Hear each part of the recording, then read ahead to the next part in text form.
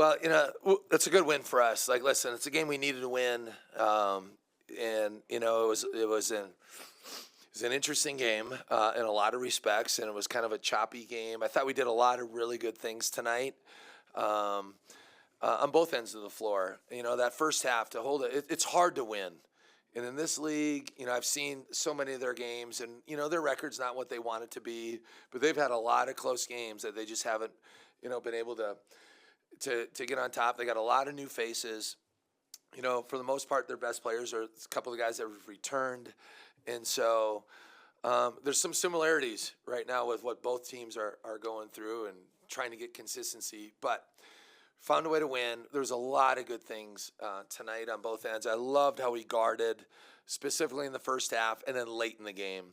To hold them to 20 points, to hold any Big 12 team to 20 points is really, really good. I thought they made a little run. We got tired. I thought Lawson and Ezra got tired kind of late. They had played a lot of minutes there, and they made a couple mistakes just because they got fatigued. And you got to be able to play through that stuff. You got to find a way to play through those things. And then, just the set that we ran at the end, I thought it was big for Gabe to make that three, to kind of just seize that and go up 12 and give us, that momentum back going into halftime. And then really disappointed how we started the second half.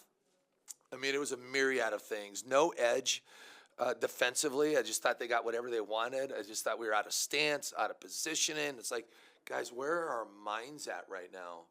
And then we went to the bench. I thought we got really good production there with some of those guys. I thought Zach Keller, like, his numbers aren't just going to blow you away, but I thought he played a really good game tonight. And, it was maybe a little, he's from Colorado, so there's a little extra, probably there for him. But we just had some casual turnovers and just like, and obviously, we spoke a language they could understand in that timeout, and our bench came through. But, it's 55-52, right? And we finished the game on a 17-7 run.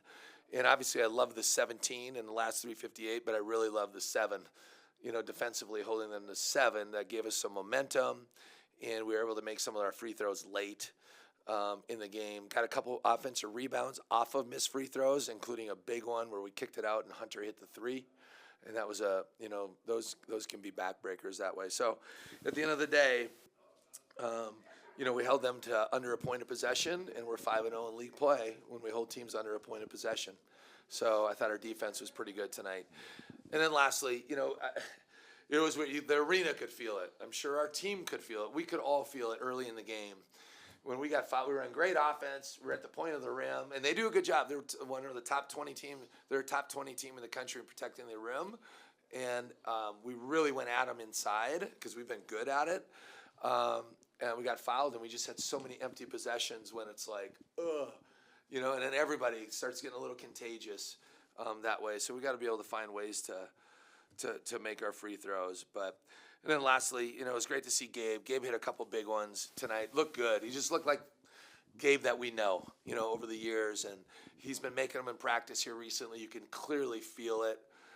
He's coming out of that. And I thought Mason had a good game tonight. He gave us good minutes, 3 for 8 from the field, 3 for 4 from the line, and 4 offensive rebounds. So team effort, a lot of good things, and we got to keep this momentum going.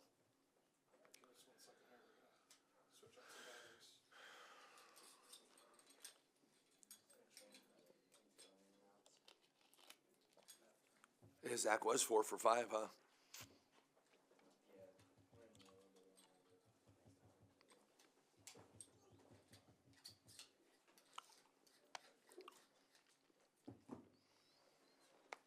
Did Ludwig call that last free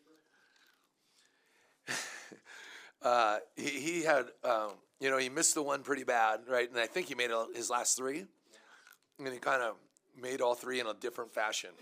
So I'm not sure he called any of them, but we'll take all 3 of them because the one he kind of off the back kind of crotched it in kind of like, and then he switched it, or his back switch, and then he banked the other one just for good measure. So Lawson's such a good kid. He's fiery. He's very hard on himself, and he's got to be able to give himself a little grace too. You love when players are hard on themselves. But you also got to understand, you got to be able to play through mistakes. You know, it's not always going to be perfect. And I'm happy for him, right? I mean, being here for his second year now, and that was big. Greg, I know this has been a common theme with the free throws. Yeah. When it starts, when the fans start turning on you a little bit, I mean, how hard is that as a team? I know it's not nice to hear that, right? But how do you put that aside? Do you talk to them about it? Like what? Well, yeah, of course. I mean, yeah. So it's hard, right? I mean, you when you're at home, of course you want your fans to support you and be all in, but I know it's frustrating. Yeah, I get it. I mean, don't you ever work on free throws? And how come, like, I get it. You know what I mean? Like, trust me, I know. I mean, what Rick Pitino said it the other night, you're kind of killing yourself inside, and you're just, but you're like, what do you got? What can you do? You got to support. Like, what do you? But it's also like, step up to the plate. You know what I mean? And own it. Like the time you put in, you got to own it, and have conviction with what you're doing. You know, that was one of the messages in one of the timeouts with our free throw shooting and a couple of our shots specifically in the first half, where I just felt like they were like hope shots. Like, you got to have conviction to what you're doing. You've spent the time, you putting in the reps, own it, believe in yourself, trust in yourself, and go do it. You know, and so it's easy to say that, and it's a fine line of, you know, over talking about it and under talking about it. We're gonna try some new things here that was in the plan even tomorrow, just to kind of try to change it up a little bit. Generally speaking, it's a couple. I mean, generally speaking, it's mainly two guys, and it's also the two guys that get fouled the most. So it becomes a little bit of, you know, we don't necessarily have like, you know, in the perimeter, just a crazy dynamic guard that really gets to the foul line. You know, I've been able to, you know, we know we got to be able to add that, right, as we move on. And so, generally speaking, guards are going to be better free throw shooters than bigs as a whole, not all the time, but, you know, but I know those guys are better than they're shooting right now. Like, I just know they are, and we got to be able to find that balance. So, you know, that's part of it. Fans pay to come to the game, and it is what it is. There have been moments in the past 3 games where it just seems like the offensive cohesion is just a bit clunky. Yep, it is. At the end of the game, it seems like you guys finally put it together. Yeah. And you're still 2-1 during the stretch. Yeah. You know, what do you feel like you guys need to do to kind of find that rhythm again that you had maybe against TCU or? Yeah. You know, TCU, if I remember right, we made a lot of free throws. You know, I just felt like a lot, especially the first half. I mean, it was 32-20. I can't remember what we were at the line in the first half. One of 9 initially. Yeah, and it just can create, you know, a little bit of seeds of doubt. Maybe for those guys, they're not as aggressive to the rim because they're, you know what I mean, because they're not confident in that respect. I thought we got a lot of good looks in the, you know, especially the first half, even though it was more like kind of ground and pound. You know what I mean? Like it was. I thought we really got going with kind of a like with the connection with Ezra and Lawson was really, really good. We made them pay in the paint or got to the line. So it wasn't quick offense, but it was grind you, and we got good luck. So the first half, there was only 20. If I remember right, Mike Summy keeps track of our how many possessions, because I always talk about points possession. I think we had 27 possessions is all in the first half. Like it was the lowest. It was the lowest possession game of the half that we've had all year. It was just that kind of a game, you know, and the way they play, and it's just hard. It's hard to score on them at the rim. It's hard to score on us at the rim, so it can get a little clunky. But I just feel like if we can make some of those free throws, obviously it really will help substantially. And so that's part of it. We're, you know, some of it just. You know, I thought in the second half, you're right, the last 4 minutes for sure, but I also thought we had some moments there where we played a little more small ball, where we're playing more 3 guards to stretch out the deep, and at least 2 playmakers in there, not counting Gabe. You know what I mean? Whether it was Miro and Mike together, Mason and Mike together, Hunter and Mason with Gabe. So we played a few more 3-guard lineups to try to, and I thought that helped. But there's yin and yang. When you start doing that, we're not as good a rebounding team. And we've been a really good, especially offensive rebounding team. So when you're playing bigger with Jake and KD at the 3, you get a little bit, so it might be a little more clunky because they haven't been as consistent stretching it, although they can. It was great to see Jake make 2 threes, you know, late. KD's a good shooter. Probably doesn't look for it enough. So we're working through all that stuff as we keep progressing. Yeah. How important was that in a game like this where it was at times clunky? It was huge. Those are momentum shifters. Those are tough guy plays. Those give your team confidence. It makes you keep going to the glass because you get rewarded for it. But I think we missed 24 shots tonight and got 12 offensive boards. So, like, percentage-wise, that's a really high number. And at the end of the day, that was the difference. Two more, one here and one here. You talked a little about, not having that dynamic guard that can either go and make, a final play down in the final moments or go to the free throw line and be efficient. When you don't have that in a league like the Big 12, how do you, balance that with trying to find more offense, whether it's through your bigs and so forth? I mean, walk me through that. Yeah, I mean, it's we have to be really connected, which, our assist numbers show that nationally. We're still top 10 in the country.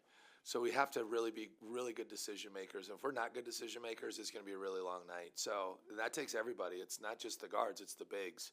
And that's where Lawson is really, really good. I felt like tonight Zach probably had his best game, like just getting in the flow of our offense to make it simple for everybody else. He's a very unselfish guy, but it just looked more natural for him tonight. And then our guards found him. He goes 4 for 5 from the field. But part of that is then, this should be a really good shooting team. Like, Hunter's a very good shooter. I've been telling Hunter, you got to be a little more aggressive shooting the ball. You got to be ready. He's so concerned about making the right play, which he rarely does not make the right play. But sometimes the right play is you got to shoot and be ready to shoot. And Gabe and Mason are elite shooters, so you got to be able to, to generate things right that way, and then play off of your shot, where now guys start closing long to you, and then right you can put it on the deck and look to make plays. And Gabe's gotten way better at that. That's one thing I will say with him being in the slump. He's gotten much better, and you saw that tonight again. Got the goaltending call where he could have shot, but he passed it up and just went hard, to the rim. That was out of a timeout. We ran a play for him. And I thought he could have shot it, but I was proud of him. I mean, he went right into the teeth of the defense and got that layup. And Mason's been aggressive. He was super aggressive. Got to the foul line 4 times. We need that. So it's a balance that way. We know we can't play iso ball, but we've never played iso ball. But yeah, there's some things we lack, and as we grow and keep moving, we know what we need in this league. It's obviously a very good league. All right, last one over here. You mentioned this maybe being an emotional matchup for Keller being from Colorado. Is that also still the case for Lawson? I know it's been a couple years now, but he's got. I think so. I think there's always a little bit they're not going to say it. I mean, I've never asked them, but I mean, you look at Caleb and Miro with Baylor. You look at and I even told the Gabe and Mason I didn't forget they played at Cincinnati, but I didn't really because they're 2 schools removed. Gabe's 1 school removed, but it was 4 years ago. So, I don't know that he really counts that. So, but with I'm sure that means a little bit more. You know what I mean? But I thought Lawson did a really good job of just playing basketball. But you could tell there was a little extra juice there, which is normal. All right, thanks, Coach. All right, thank you guys. Have a good week. You guys, it felt like it was a little rough to get into a rhythm tonight. Can you maybe talk about that and just kind of the efforts that Colorado did to make it tough on you to kind of get that win? I think they did a good job of, clogging up the paint like they usually do and sticking to what they do as their identity. And so I think we had a little bit of trouble with turnovers there in the second half to start because they did really well having good hand activity in the paint there. So I think that's what kind of kept us out of the flow for a while. Late in the game, you were able to find enough to be able to start pulling away. I know it was kind of a tough stretch for a bit. What changed maybe in that last few minutes that allowed you to really just kind of take that lead? In that last media time, we're talking about we got to finish 4 minutes only, and I think we did a really good job of that. It wasn't the prettiest of games, but obviously it's good to finish a game like that.